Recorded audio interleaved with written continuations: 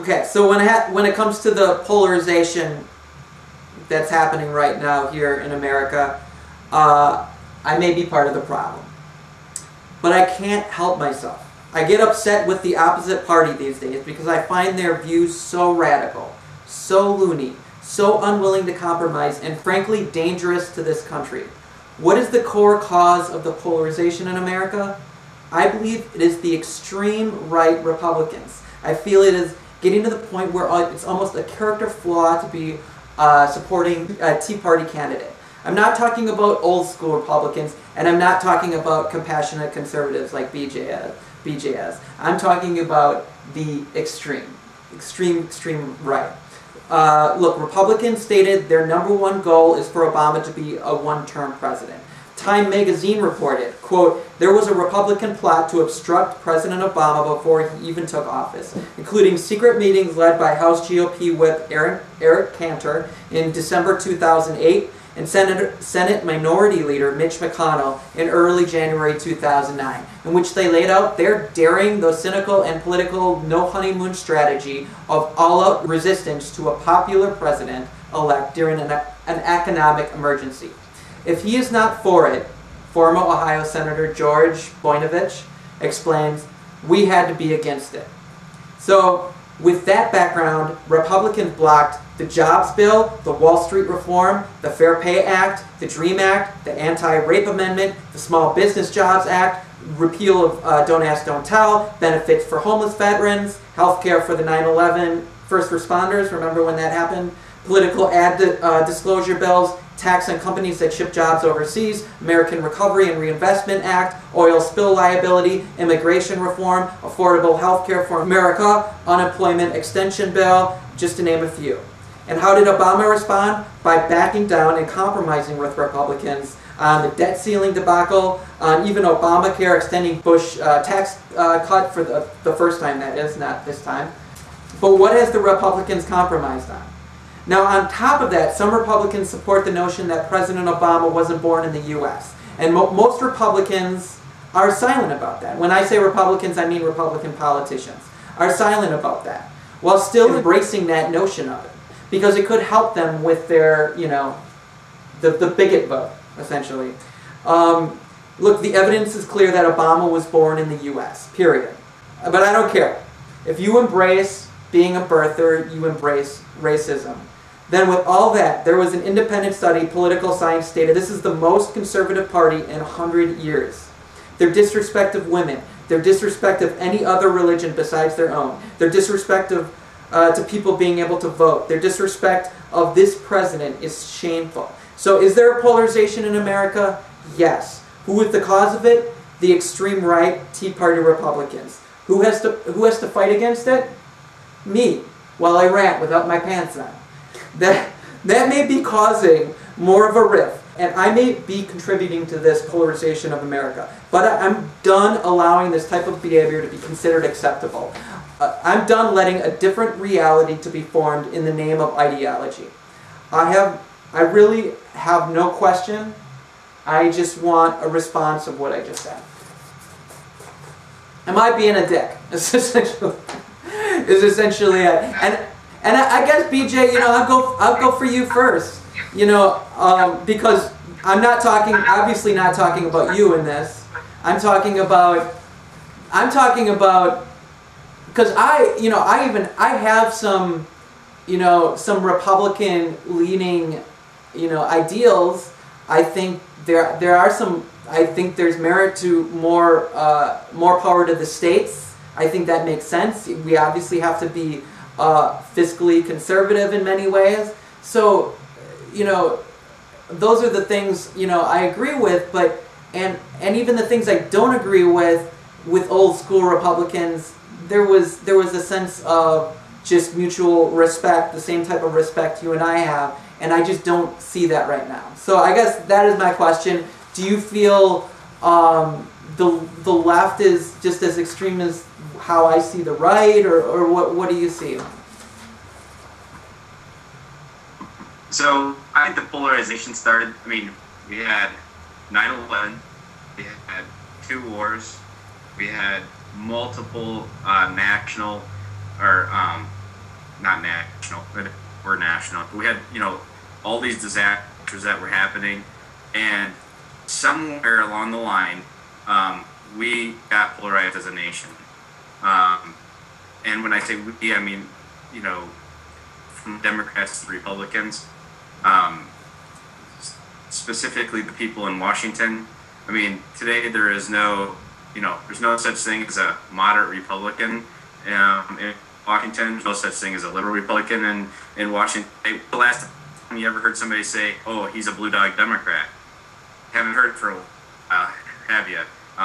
All these things, the polarization between the two groups have become. I mean, you can blame it on the Tea Party if you want to, but on the opposite end, we don't have a name for those liberals who are on the opposite of that spectrum. So, but you put those two together, and they have absolutely dragged their parties to the brink of not being able to have middle. And because we don't have a middle, we have this place where basically the middle is what basically decides our elections, and they have no idea who to vote for anymore because of the polarization that's going on. And it's actually a shame, because people have to feel like they absolutely have to pick a side, and that's what they have to go with, and it just shouldn't be like that. It's an odd time, and I can't believe you can blame it on those things they talked about since 9/11, but this country has had other things that have been just as bad in a time period, and we haven't had this polarization. So I totally just don't understand what's going on and why it's happened. Maybe it's money. I think it has to do with all those things involved, but it is a little bit of a shame. Michael, what do you think?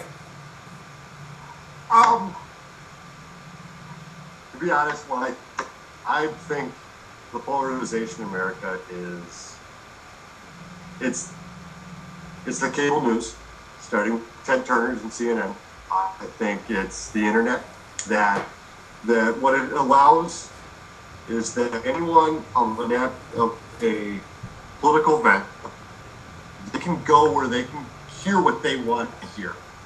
If someone is a birther, well, they're going to go and find some crazy right-wing blog, which is going to reinforce this to them in their head. And they don't have to listen to the left anymore, or even the center, because there's a million channels out there, there's a million blogs, and they can selectively choose which ones they want. And it's the same thing on the left. I have these conversations with friends, and I'm like, what are you talking about? And it doesn't matter whether on the right or left. I'm like, where are you getting that from? And I realized it might be a left-wing blog that is telling them that Scott Walker is evil, and he's just here to destroy. It's like, no, he has a different policy. He isn't? Was it? He isn't? I'm just joking. Go ahead. He's just here to destroy your life. Nobody else is just yours. Isn't he the devil incarnate? I'm thinking of a different blog. That might be on my blog, actually. But I think that's what it is that people are able to selectively pick the news that they want to hear. They want to believe, if you're on the left, you're going to believe that Romney is evil, and you're going to believe this stuff. If you're from the right, if you want to believe that Obama actually was born in Kenya or perhaps Indonesia or Laos, you're going to find a blog that's going to support him and reinforce this stuff. That's what I think the polarization is. I don't know what the solution is at all. That was going to be my follow-up question, by the way, at the end, what the solution is. But yeah. No, I think that's true. I think you're absolutely right. I think there is a different reality. Everyone's kind of getting their information from, and it's very difficult for to seek out the truth, as we discussed earlier with media coverage. Where do we find the truth? And going to the I'm just going to bring up the same example I brought up before, but the BLS website isn't really sexy. You know, just looking at the numbers and just like, it's not a fun thing to do. Where, you know, if it was written by an honest journalist, then I wouldn't have to go and look at these fucking numbers that I don't want to look at. You know, but yeah, I think you're right on that, and I think you're right on obviously on the left as well. I mean, there's the truthers out there that I think is fucking insane. You know, that think that Bush and Cheney were behind 9/11. So, I mean, there's a lot of people. There's a movie being made about it, starring Martin Sheen and a few other people, and Woody Harrelson. And I personally think it's crazy, but you know. But Stacy, what do you think? Well, I mean, my perspective is a little bit different. Like, I think that America has been polarized for some time. I mean, look at our history, and our history is a history of a divided America. You know, whether we're talking about war and peace issues, immigration, civil rights, you know, the right of women to vote, you know, suffrage, slavery, the very foundation of our country has been about two Americas that are divided and fighting against each other. I agree with everything that Michael said. I think that the internet really facilitates communication, and it really facilitates you know, very, very angry debate, and that makes it seem so much more intense. But we don't have a civil war happening in our country right now, so we should all kind of put things into perspective, really. I really think that the solution is not to, you know, abolish speech on the internet, or not to, you know, silence crazy people, because they're always going to be out there. You know, the conspiracy theories and the violence of rhetoric is always going to be out there. But I think what we need in this country is we need to make compromise and statesmanship sexy again. And I just don't see that right now. It's so much more important for people to hold so fast to principles that governance doesn't even happen. And it's the thing that makes our country feel like it's falling apart. But we really need to get back to compromise, progress, and statesmanship. That's really what the answer is. It's not going to be easy, but it's what we need. I would agree, but what seems, you know, I would argue that, you know, things have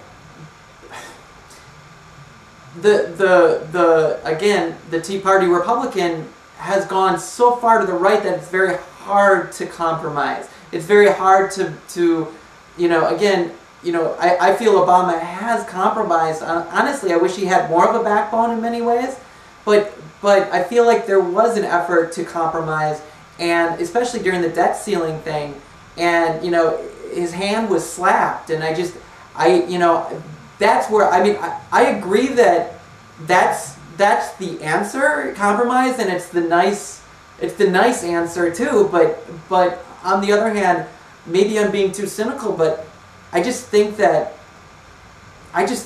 was a concerted effort to not work with Obama, and that was like a domino effect. And you're right, polarization has been happening forever, really, within U.S. history, but I'm sorry, there's been steps backwards. And that's what I'm concerned about, and I'm concerned about compromising on things and moving back to the social issues of the 50s, then yeah, but, you know, that's I guess would be my point. What do you gotta say? And I think everybody's brought up great points. I do too. Everyone brought up great points. Wow. Everyone hit on different things, which is really good. So now the pressure's on you, my friend. And it's everything's been hit. What are you gonna hit on? All starts with attitude. And it's something that fundamentally as a country I think that we've lost sight of. That we do, as Americans, or we should, share a set of common beliefs. And desires and goals, that we all want America to be a better country. We want it to be the greatest nation on the earth, and we want it to be this model for democracy. But somewhere along the line, it stopped being okay to have different views about how to make that happen. I personally blame Burger King. The notion of have it your way is something that started decades ago and has been built upon and built upon. In the 80s, all of a sudden there was cable television, and what used to be 4 options for what to watch on TV turned into 200 options. And then the internet came along, and like Michael said, all of a sudden there's a different crazy-ass webpage for every single thing. There are groups out on... You know what, I'm going to stop you there, because the internet is also responsible for me being able to go and find the correct information, right? Mm-hmm. And that was what scholars, when the internet first came into prominence, got really excited about this. It was this really amazing force for democracy and this tool for knowledge, and the it seemed limitless. It seemed capable of limitless good at first, and it still is to a certain extent, but because of this attitude shift of people wanting to have it their way, people being able to post anonymously on blogs and out there on the internet, the rise of trolls and the absolute decline of having any sort of respect whatsoever for a view that that's different from yours, or even someone who doesn't believe the same as you. This sort of rise in ad hominem attacks of I'm going to destroy you as a person because we don't share the same views on tax policy. How is that American? It's ridiculous. And nowadays you've got people that feel that they're entitled not just to their own opinion, but to their own set of facts. Everything from, as we talked about earlier, President Obama's birth certificate, what really happened on 9/11, vaccinating your children against smallpox, putting fluoride in the water, climate change, all of these issues out there that all of a sudden, because there's a very small fraction of people out there that don't subscribe to the mainstream views, and then their views are held up as equal to the other views that are out there, it's a complete and total loss of perspective and respect that's got us into this polarized state. And then it got worse again with 9/11 and the Bush presidency, like BJ brought up, where all of a sudden the left had this caricatured Satan in President George W. Bush, and this sort of trend of disrespecting the office of the presidency. And there was a lot to laugh about when it comes to George W. Bush, but somewhere along the line people lost more respect for the office and not just the person holding it. And then you saw this extreme reaction from the right when President Barack Obama was elected of, oh, well, they made fun of our guy, so we're going to do everything that we can to destroy this guy. He wasn't born in America. He's a Muslim. Da da da da da da da. On and on and on. It all comes back to respect. I would agree with that, but no one's ever yelled "you lie" to a president when he's addressing Congress. But I agree with you. Again, like I stated earlier, I just think that I just want to go back to old school Republicans where I love the old school Republicans and I love BJ and pretty much, I want BJ. Why don't you run for office as a Republican? That's what we need. You never know.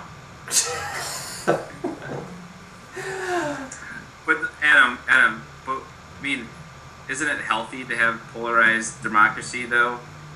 Would it be worse to go back 50 years from now when people had a hard time telling the difference between the two parties? Maybe wouldn't you agree that it is maybe healthier right now, even though it doesn't seem like it actually could be?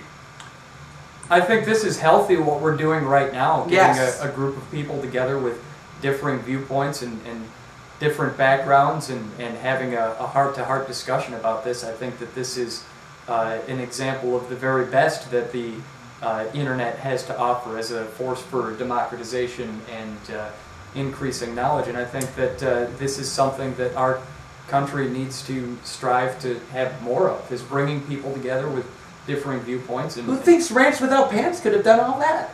Okay. But I'm the only liberal in my family, and I want, you know, I want them to see, I want them to understand where I'm coming from. I know they're never gonna completely understand. They're never gonna suddenly vote Democrat. But I wanted them to understand where I'm coming from. But when I start thinking of what I want to talk about, it's usually geared towards, okay, what do I want? What do I want my parents and my brother, who are both conservatives that watch, I give them credit for, that watch Rants Without Pants every week. What do I want them to know? What do I want them to see that, oh, well, I can see that, you know? That's all I really want, is I can see that. That's what I want from them. That's what I want to be able to give other people too, is, no, I won't vote for Mitt Romney, but I can see that, you know? That's what I want. And when things get so extreme, that's when I get really frustrated, and when there isn't that, I can see that, you know, moment. Empathy and respect. Yes. But whatever. Wow, this ended on. Did this end on a negative note? No, sorry. No, that was good. That was deep. That was. I didn't mean it to. Does anyone else have anything to say on this? BJ, what are your last thoughts? I just put everything back onto the media. I mean, that's why we're polarized. I'm with you. That's fair. Michael, you're the same way, right? A lot of it, yeah. I think, yeah. Stacy. That's just putting a lack of... no, go ahead, Michael. I was going to say the lack of, you know, journalists actually going out and report, as opposed to just reciting what they see in a press release. I think that's a big problem in the country right now. But as final rule, I did want to say thanks for letting me on the show, and I hope I didn't insult you by ripping on left blogs too much there. No, not at all. No. Stacy. I think if we're going to blame the media for contributing to our polarization, then just like the media has to be bound by ethics, you know, people in America need to develop a greater media literacy. We need to understand how those statistics work, how studies work, what science is. Because like it says on the internet, in the information age, being ignorant is a choice. So we've all got to be better informed, even if that means, Adam, that you've got to do some research of your own. But it's hard. I just want to sit in bed and watch, you know, The Walking Dead. Honey Boo Boo. That's good. It's been a lot of fun. Yeah. Coming out and having this talk here, and Any final words from you, my friend? Just to echo what BJ and Michael and Stacy have said too, that we need a stronger, more ethical press corps in this country. We need a more educated public, and we need a respectful, intelligent discourse. And I think that needs to become sexy again. That needs to become something that we, as Americans, value more than we do right now. If you're still a reporter, you can make that thing. You can make that sexy. Oh, I make it sexy every day. All right. Well, thanks to all of you for being a part of this. And I guess I end Rants Without Pants the same way every time, so I got to end it now the same way. God bless you. God bless Wisconsin. And God bless these United States of America. Thank you all for watching. Alright, thanks guys. That was awesome. You all did so good. This is Boo. This is Boo. We got her from a humane society. She likes to poop in the house. We love her. Anyways. We can. This is something I do all the time with Martha. It's the circle of life. It'll